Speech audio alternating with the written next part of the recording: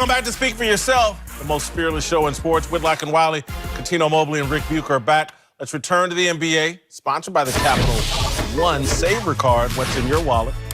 All right, the Lakers have emerged this week as the frontrunners to land Anthony Davis in a trade this offseason, with reports surfacing that the Knicks are unwilling to part with major assets. Davis's agent, Rich Paul, is also doing his best to skew things in LA's favor, saying in Sports Illustrated that AD would only play in Boston until 2020 if he's traded there, and shooting down the idea that New Orleans doesn't want to deal with the Lakers, saying, quote, "See, everybody wants to fabricate the facts when it's me. That's just like saying, no, A-Rod don't marry J-Lo. Are you out of your effing mind, man? This is Jennifer Lopez, I mean. Who would you rather me marry? The Lakers or Jennifer Lopez? You don't want me to date Jennifer Lopez? Give me a reason I shouldn't date J-Lo." Better on the market. You walk down them streets lately? Listen, is AD making a mistake singling in only wanting to play for the Lakers? Look, Rich Paul, he's making a mistake calling the Lakers J-Lo. The Lakers are not aging like fine wine like J-Lo is. I mean, they're more of the singer that used to make them hits, change the production team, and can't get a banger out. Like, where the good songs go? That's the Lakers right now. On the court, look, he's still talking Knicks, Lakers. Obviously, we know they're zeroed in on the Lakers if they get that package going. It's smart. The Lakers brand, as dusty as it is right now, can easily be dusted off. And I think it will be next year. You bring AD with LeBron, Golden State now hindered with no Kevin Durant, one way or the other. Oh, it's wide open in the West. So, yeah, they can restore the lore, but right now, there's certainly no J-Lo. If you were just adding AD to the package, I would agree with you. But you're going to have to give some pieces up. Good point. And I like the idea of AD playing with LeBron because he's not a number one. That's my concern. How much longer is LeBron going to be there? And can Anthony Davis carry the load once LeBron is not in the picture? Hasn't been able to do it in New Orleans. Right. What have they been able to do? So ultimately now you're in a big market that expects that from its stars. And if you can't carry that weight, you're in trouble. One of the reasons the Knicks and everybody else is a little slow to put something out there is because my understanding is AD's not willing to commit long-term to anything, Lakers included. Really? I'll go there. I got a year to see how it goes. Knicks are thinking, okay, if it goes badly, LeBron gets hurt, that thing goes down, he's back on the open market, we could get him for free. We could get him the way that the Lakers originally planned to get him, which is we don't have to give up any assets. As is, if you're clearing the bank, if you're no Lonzo Ball, no Kyle Kuzma, no whatever it may be, no number 4 pick, and you get AD for that, I'm not sure how measurably better you actually are. Yeah, I don't think it's a mistake him going there. But if you have to give up all those pieces, like Rick said, I don't like that. AD, when he was in New Orleans, he didn't push the envelope there. So for him to come to LA and try to push an envelope with all those banners sitting up there, that's a lot more pressure. I'd rather him, yes, see him with LeBron. And then maybe have another all-star coming in there, like a Kyrie Irving or someone else. Because when LeBron fades off, then you have that nucleus right there. But then you got to give up. You're going to give up some of them young guys. I love Lonzo Ball. I always love Lonzo Ball. Yeah. But you may have to give... Yeah, don't do that. Don't do that. But you may have... Yeah, you've been looking for me. But you may have to give up Lonzo Ball. Oh, you definitely... You know, because Lonzo Ball with a Zion in New Orleans looks pretty good. Yeah, I mean, that's going to be the best tandem in terms of guard defense. Lonzo Ball, Drew Holiday? Oh, my God. Good luck getting the ball up court. I love that because that defensive backcourt back there with Zion in the front court, I love that. But then you have AD and hopefully Kyrie and LeBron. I love that too. I don't think it's hurting them. I'm interested in both of you. Neither one of you seem to think Anthony Davis is a number one. Oh. No.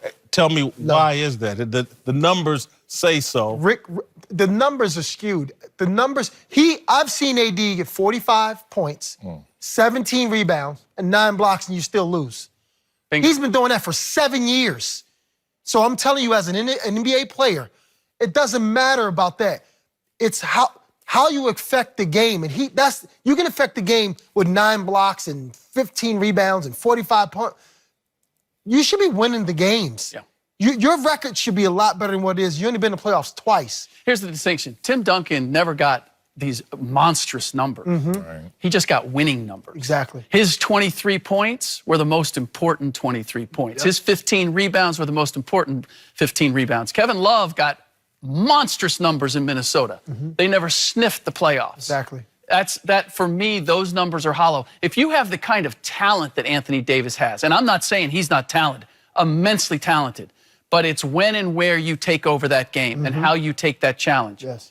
You add the fact that he hasn't been able to stay healthy, and I put that together. But the Jennifer Lopez comparison, I actually think is somewhat apt. Let me hear this. It's just not a compliment. No, let's hear this. Because I like that. J-Lo hasn't put an album out in what, 5 years? More than and she's a producer. Like, she has influence. What?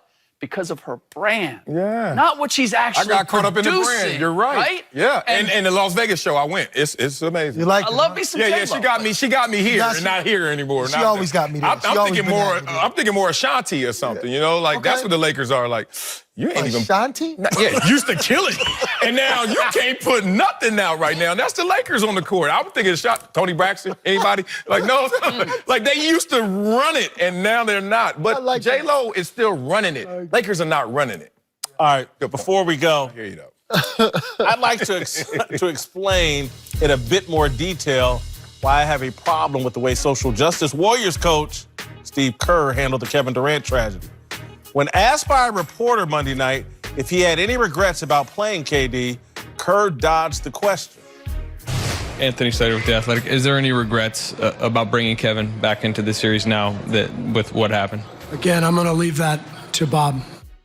Yesterday, NBC Sports' Tom Haberstroh published a story filled with medical experts questioning Kerr's strategy of playing Durant 12 of the first 14 minutes of an NBA Finals game after Durant sat out of basketball for more than a month. Haberstroh quoted a longtime director of performance as saying, "Just seems unacceptable.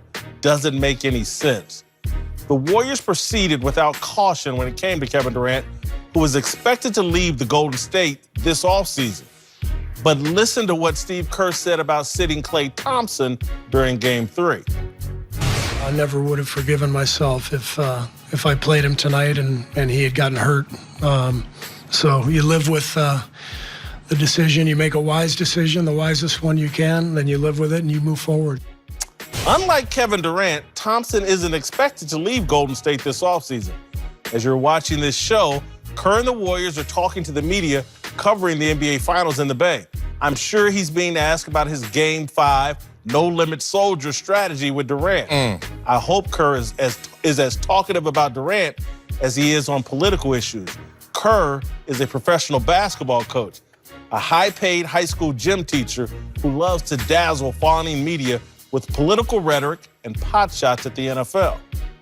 If we're trying to combat terrorism by banishing people from coming to this country, really going against the principles of what our country's about. The shirt's a reminder that the only way we can get out of this mess is to actually vote, and to vote for people who are going to be willing to create some change in our gun laws in our country. So basically trying to use the anthem as fake patriotism, nationalism, scaring people.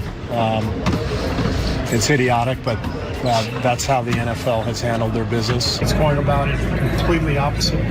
You want to solve, terror. You want to solve crime. It's not the way to do it. In comparison to what he knows about basketball and his strategy in Game 5, Kerr knows next to nothing about politics. But when given an opportunity to virtue signal through politics, I've yet to see him defer to Bob Myers, the president of the Warriors. Steve Kerr, the great social justice warrior, is Santa Claus, a myth believed by the naive. More Speak for Yourself after this.